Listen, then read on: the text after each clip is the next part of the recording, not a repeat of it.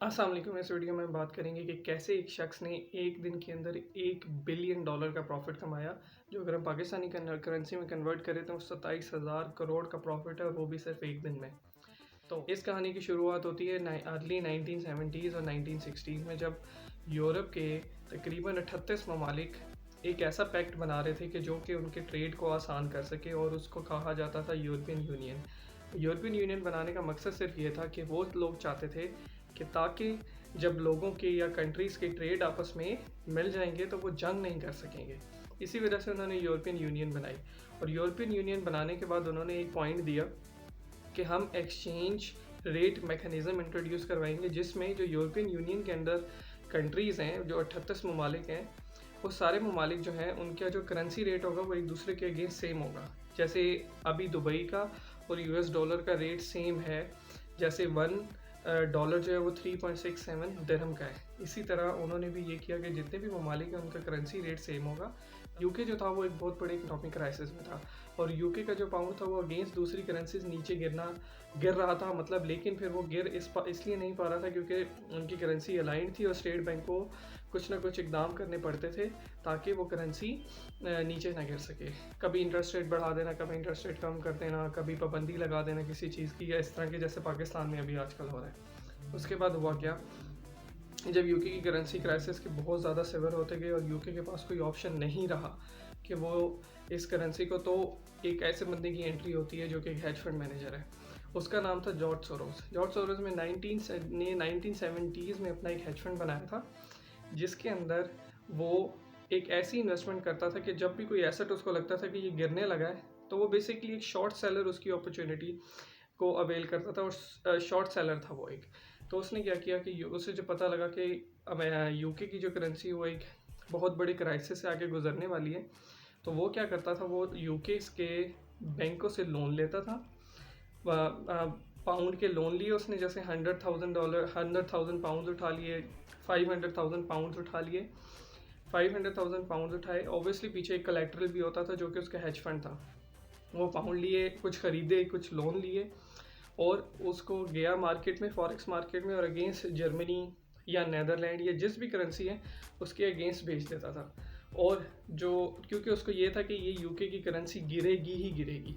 तो उसके बाद हुआ क्या, आखिर में जब यूके के पास कोई ऑप्शन नहीं रहा, तो एक दिन आया जिस दिन यूके का इंटरेस्ट रेट 10% पे था, और उसको एक ट्रिगर चाहिए था जॉर्ज सोरोस को, कि वो एक ट्रिगर दे ताकि वो अपनी बाइंग को और ज़्यादा हैवी करे। ट्रिगर ये था कि सेंट्रल बैंक ने ये इशारा दे दिया कि हम अपनी करेंसी को डीवैल्यू करेंगे। करेंसी को डीवैल्यू करने के अलावा उनके पास कोई और ऑप्शन था ही नहीं। अगर वो ना करते तो कंट्री में इन्फ्लेशन और ये सारी चीज़ें बढ़ जाती। फिर उन्होंने एक काम किया कि जैसे जॉर्ज सोरोस को ये इशारा मिला, उसने सारी रात जाके जहाँ से उसको पाउंड मिल रहा है वो ख़रीद रहा था, और इवन लोन ले रहा था, और फिर वो जाके मार्केट में अगेंस्ट अदर करेंसीज बेच रहा था। बेसिकली पाउंड को वो शॉर्ट सेल किए जा रहा था। 1992 में जब उनके बैंक को अंदाज़ा हुआ कि अब उनके हाथ में सिचुएशन नहीं रही है, तो उनके सेंट्रल बैंक का जो गवर्नर होता है उसने ये किया कि 2% इंटरेस्ट रेट बढ़ा दिया। पहले वो जो उसका प्राइम मिनिस्टर था उसने ये रजामंदी ज़ाहिर नहीं की, क्योंकि उसके लिए पॉलिटिकल सुसाइड था।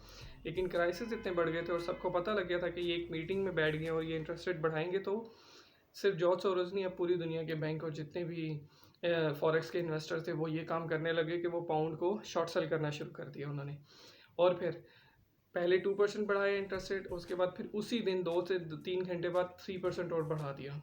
और जो स्टेट बैंक था उसने पहले 10 बिलियन पाउंड ख़रीदा, और फिर डे के एंड तक आते आते 27 बिलियन पाउंड ख़रीद चुके थे ताकि करेंसी और गिरने से बच जाए या गिरे ना, या एक रेट पे स्टेबल रहे। और आखिर में जब वो काम क्या कहते हैं, जब उनकी हिम्मत ख़त्म हो गई और 27 बिलियन पाउंड इन्वेस्ट करने के बाद 15% तक, 10 से 15-50% इंटरेस्ट रेट बढ़ाने के बाद भी उनके वो उनका क्या कहते हैं काम नहीं बना, और पाउंड फिर भी उन्हें यही लगा कि ये गिरता जाएगा, क्योंकि अब पूरी दुनिया शॉर्ट सेल ही किए जा रही है पाउंड को।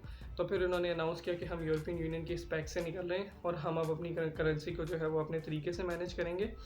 और फिर उन्होंने जैसे ही वो निकलने का फ़ैसला किया तो पाउंड और ज़्यादा गिर गया। उधर से इन शॉर्ट सेलर्स ने फिर अपना पाउंड वो बाय बैक किया, और जो डिफरेंस था शॉर्ट सेलिंग में ये होता है कि आप गिरती हुई चीज़ के ऊपर प्रॉफिट कमाते हो। जब वो गिर गया प्रॉपर गिर, तो जॉर्ज सोरोस ने तब तक $10 बिलियन के पाउंड्स को शॉर्ट कर चुका था, और एटलीस्ट 10% जब वो मूवमेंट आ गई थी और 10% पाउंड गिर गया था, तो उस 10 बिलियन की शॉर्ट सेल पे जॉर्ज सोरोस ने $1 बिलियन का प्रॉफिट सिर्फ एक दिन में कमाया था। ये एक बहुत बड़ी फिगर है, और अगर हम आज के उसमें रुपयों में देखें तो पाकिस्तान की अगर करेंसी में कन्वर्ट करें तो 27,000 करोड़ रुपए का प्रॉफिट बनता है सिर्फ एक दिन में। और इसी वजह से जॉर्ज सोरोस को कहा जाता है, और ये उसका नाम भी मशहूर हो गया था, the man who broke the bank of England.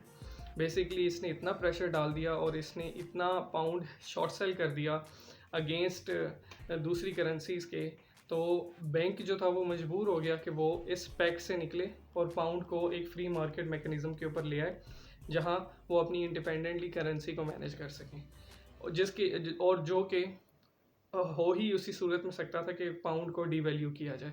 क्यों? क्योंकि यूके की इकॉनमी उस वक्त बहुत ज़्यादा क्राइसिस से गुजर रही थी। और इस तरह की वीडियो देखते रहिए, इंशाल्लाह इस तरह की वीडियो मैं और भी लाता रहूँगा। मेरा चैनल सब्सक्राइब कर लीजिएगा। अल्लाह हाफ़िज़।